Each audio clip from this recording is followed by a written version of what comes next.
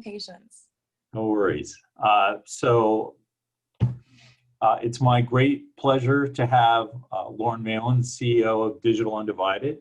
Lauren, maybe you can start by just telling us a little bit about yourself and Digital Undivided. Get things Thank rolling. you. Yeah, thank you so much for having me. I'm Lauren Maillian. I am the CEO of Digital Undivided. We are the global leaders for the shift for inclusive innovation with a focus on women of color. So we catalyze the genius of Black and Latinx women in spaces of innovation and entrepreneurship across industries. So science, technology, engineering, tech, you name it. Those spaces that are not designed for women of color to succeed and that are the industries of the future are the ones that we are preparing women to succeed in. And we do that in three different ways. We have our research component, which is responsible for putting out the Project Diane Research Report, which is a biannual report that we publish on the state of Black and Latinx women in spaces of innovation and entrepreneurship, and really examining all of the pieces to the puzzle that impact the viability of not just their businesses, but of their pathway to success. And then that research also informs our thought leadership, my thought leadership on behalf of the organization, our programs, some policy, but it allows us to really advocate armed with the knowledge, the intel, of data, of insights that are undeniable, to put hard, cold facts and figures behind the why of our work. We've been around since 2012 doing this work. I've been involved with the organization since its very beginning and was a senior advisor and ultimately a board member to the organization and to the founder. And so I've been here in the ecosystem as an investor, advisor, as a woman of color, obviously myself, making bets on other businesses and making bets on my own. So I know exactly what that pressure feels like, and I know exactly what it's like to remove those barriers and see how far you can go. So that's what our research division does. And then that also informs our programs, which is our second part of our work. We have a wonderful program called START, which helps women of color take their idea from idea to success. We teach them the lean business model canvas.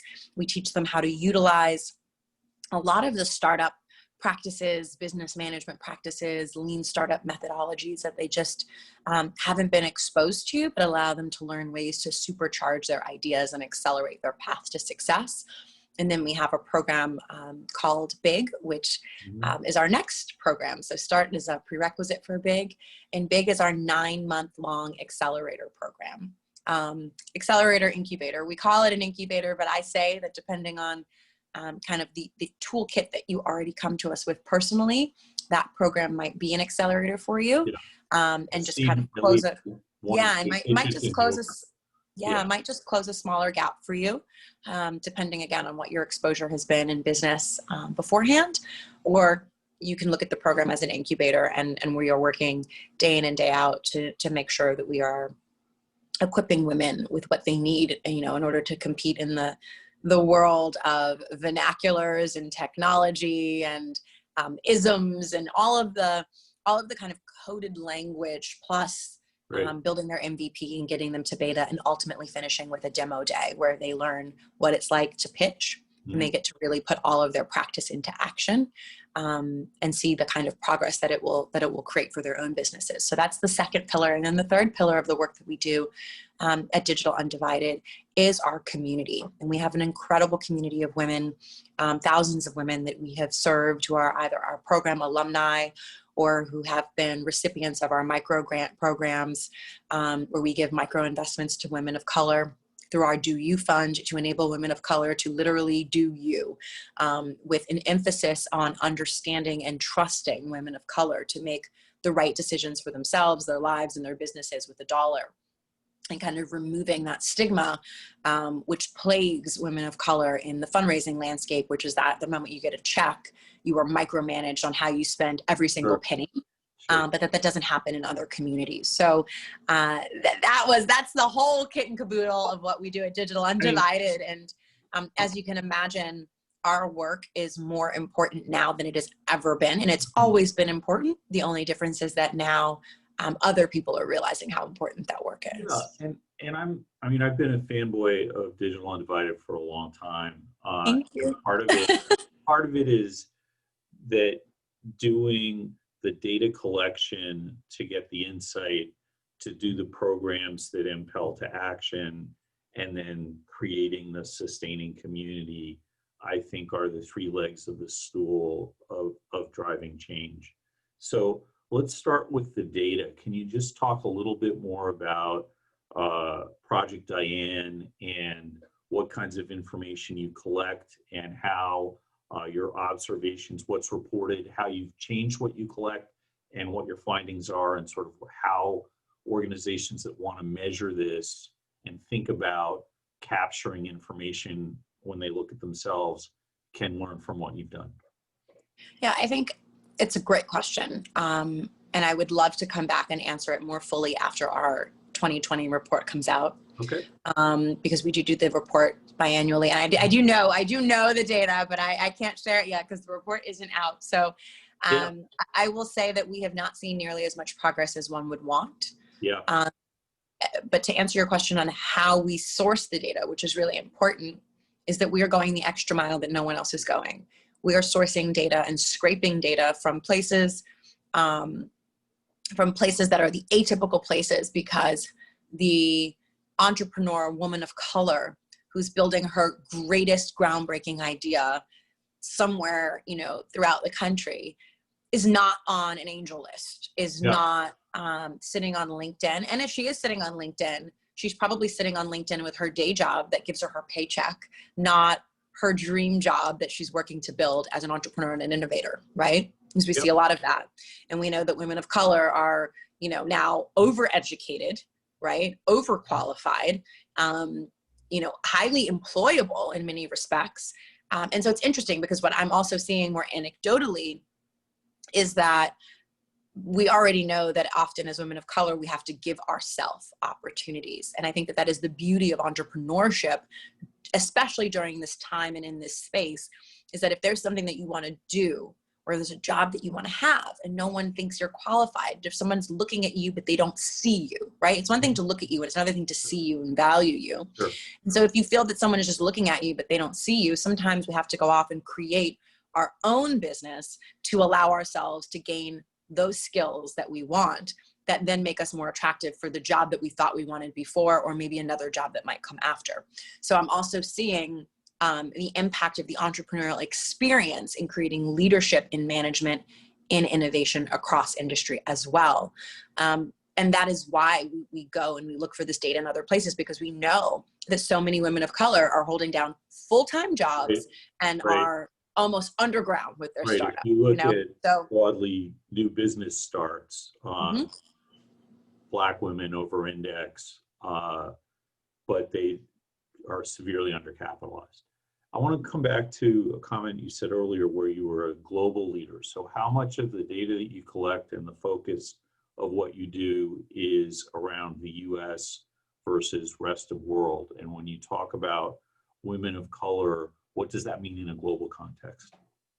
In a global context, it means Black and brown women. Okay. It means Black and Latinx women. And quite honestly, it means on every continent. But right now, as it relates to our 2020 research report, the focus is on the US. Going forward, that might not be so, because we have now digitized. I mean, our report also takes more than a year to compile, to research, to analyze, to scrape the data, to clean the data, to do quality assurance on the data, to fact check. And so it's been in progress for a very long time.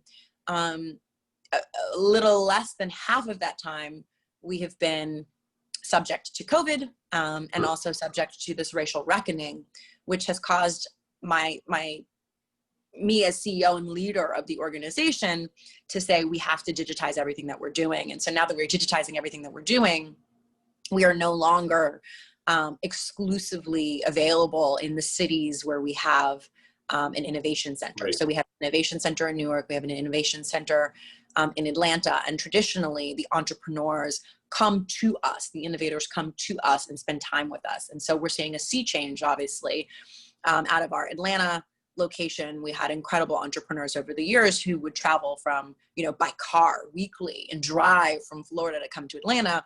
Right. Now, because we're digital, they don't have to do that. Yeah, I think it's So that also means that we can open. Yeah, it means that we can open up market. to more women. We can be, agnostic on a lot of things that before were constraints for us. Right. And now we have different constraints, which are, tech related, if you will. And we've worked through those. But the beauty is that it does allow us to reach more women of color to come through our program. So I would expect to see a lot of that reflected in our data going forward. So we are constantly analyzing our internal impact and the impact of our programs. You will see in the future that impact captures exactly who we are serving. And now we can serve anyone who got access to the internet.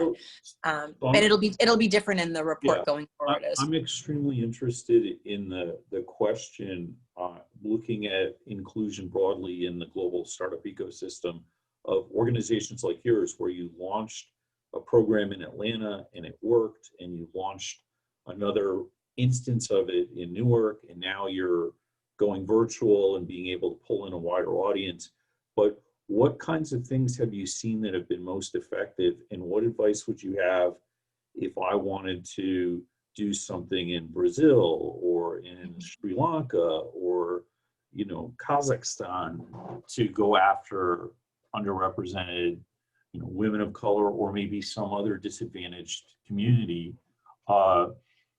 What can they take from what you've done? So I don't know that I want to speak to what I think some other cultures should be doing, because that's a sensitive area. And so I like to always be an informed speaker there. So you say Kazakhstan. I mean, I'm going to pause because that is not where I spend the bulk of my time right now. Sure. But what I will say on a global kind of macro level is that our curriculum and our approach is universal, in that I could take what we do at Digital Undivided. I could take our START program or our big program, and I could get a facilitator in someone's local language, and I can guarantee you the same level of effectiveness and very similar outcomes. I can take our guidebooks and translate them into another language, because the information is universally applicable to anyone who wants to be an entrepreneur or an innovator. So I don't look at the language barrier as so much as I look at some of the kind of cultural factors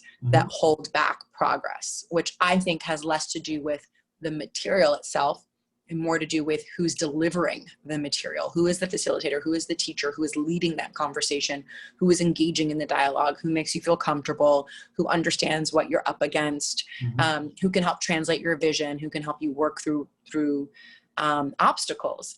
And that's what we do with our facilitators throughout our programs, and also our mentors and our fellows, and we have entrepreneurs and residents, and we have a variety of skilled and experienced experts who bring their respective experience and lens to the program, so that at each step of the way, you are talking to someone. We don't start you off talking to an executive as the mentor when you haven't yet mapped out the plan for your business to have the right questions or understanding to ask of that executive. We will start you off with a facilitator. And then from a facilitator, you're going to start hearing from an EIR, one of our entrepreneurs in residence, who has gone through our programs, who can relate to the frustrations that you feel of having this big vision and, feeling like you got to get your MVP up.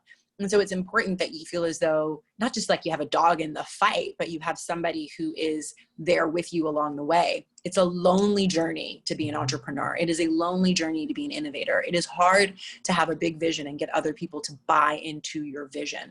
And that is half of the battle, truly.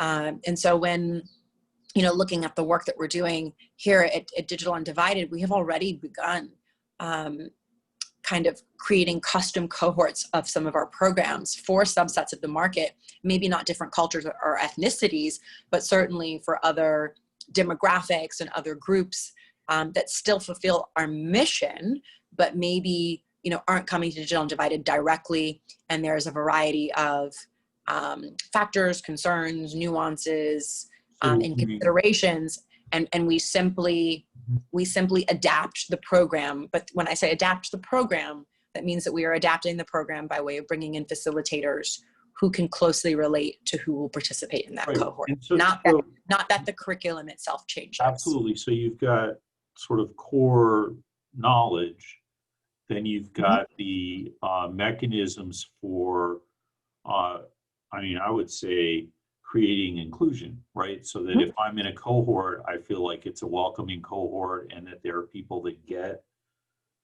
my problems and my, thorny path to getting into wherever I am. And then out of that, creating a community effect that persists after I leave the cohort, right? Yep. So I think it's really interesting. And we have an incredible online community that's on fire. Our community is on fire. It's amazing. It's like, it's everything every woman of color needs right now. Everything from advice to resources to community to conversation to replays on demand to hype reels to Instagram quotes that remind you of your greatness to stats and figures that remind you of why your success is so important to our mission, to mental health support circles, to executive coaching, to a peer-to-peer economy. I mean, we have really built what we know women of color need. How do you measure that? What are the OKRs, or how do you describe success and progress as you've evolved your business over the years? And what kinds of things do you do to hold yourself accountable on delivery beyond the sort of emotionally uplifting anecdotal, hey, this changed my life, right? For us, it's always concrete outcomes. It is the amount of businesses that come out of the program. It is the amount of businesses that pitch. It's the amount of jobs that are created as a result, even if they are small or part-time jobs, even if it's consultants and contractors. It is the amount of employment that is created by the businesses that are created. It is the amount of jobs that are obtained. It is the communities that are served. In some instances, it's sales. It's economic impact on someone's local community, even if it's an online business right now. It is in solving problems that few are qualified to solve in some instances. Yep. It can be some of the fluffier things sometimes, like impressions, like reach, like media influence and what have you, but that is not where the focus is. The focus is really on who can we equip, and what does time in our program do to the long-term outcomes and impacts on a woman of color's life. Can we make her a breadwinner? Yeah. Can we make her a leader? Can we make her an executive? Does her time with us or even after us set her up to create sustainable wealth for her family? Does it set her up with level of skills that she didn't have before that she's now able to pass down to her children, her friends, and her family, even by simple conversations? Right. All of these things matter because we're constantly closing the gap, and we have many gaps to close. It is not just an access gap. It's not just a funding gap. It is not just a gap of vernacular and venture tech innovation speak. It is not just a gap of fundraising or income earned or equal pay or pay disparity. It's all of that and more. And so it's all of that we track. So let's look at the startup ecosystem from the perspective of, let's say, an investor, a founder, and an ally. And if you cover such a broad range of this, but if you were going to give a steer for what's most impactful right now for each of those constituencies to be doing differently if they're trying to drive change, what would it be? So it's investor, founder, and founders and ally? Allies. Allies, okay. Allies is like, if you're I think it's interesting. Something has really stuck with me. It was said in a conversation with me a few months ago, and I can't let it go, which is that women are based on what they have accomplished already, and men are based and based upon their potential. Mm-hmm. So what I would say to investors is set the bar and keep it there for men and women, regardless of color, right? Right. So if you are going to look at a man who's a non-minority and say, oh yeah, this is great, this idea's got potential, we're gonna give you $5 million in a Series A or a seed round. Sure. Why are you saying to the woman of color, why aren't you saying the same thing to the woman of color? Wow, we see potential, great, we want to give you $5 million. Why is it, this is interesting, show me more proof, show me more traction, and we're going to give you 5,000 or 50,000, right? It's a fraction of the dollars. There is an inverse correlation between the expectation and the money raised between women of color and non-minority men, right? You have lower expectations and you raise higher capital, whereas women of color have higher expectations placed upon them and raise lower amounts of capital. So that would be a fair amount of, just to pile on, there's a fair amount of peer-reviewed stuff that literally the VC conversations and the questions that they ask, there's a strong split between upside questions for men and downside questions for women. And I think that there's, one of the things I see is an opportunity to recognize that that's a structural bias and at least manage it through the process. Yeah, absolutely. All right. So that's what I would say to investors. Founders. What I would say to founders is just ask for what you want. You know, we've said for a long time, oh, you know, kind of do the process this way.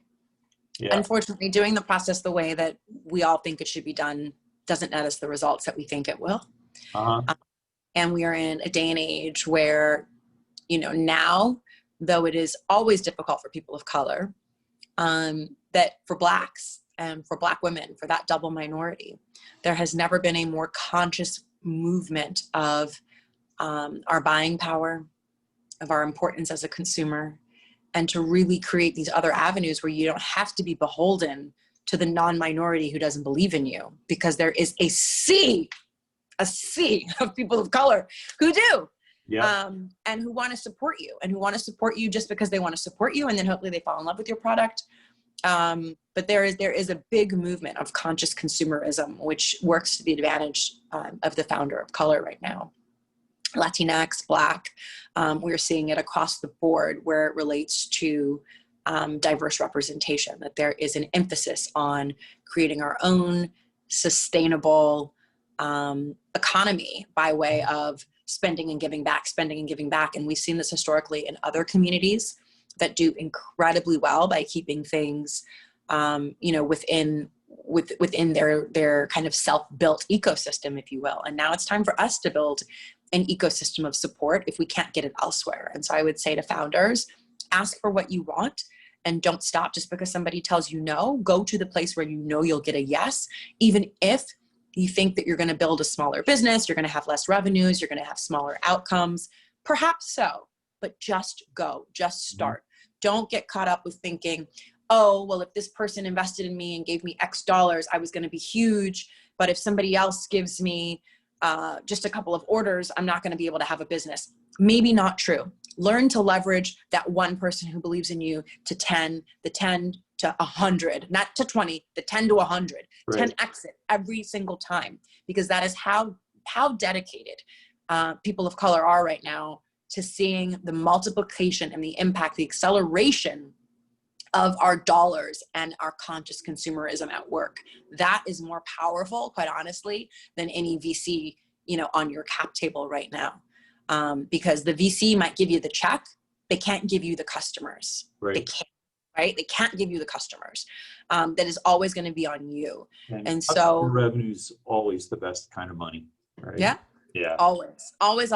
Might not be the sexiest way because we've been conditioned to thinking that we need to be able to announce a funding round, but you know what's really sexy? I never forget when I looked at you know, Plenty of Fish, this dating app that sold a few years ago, and it was like a guy got $400 and something million. It's a Canadian company, so it might have been Canadian, but still a lot of money.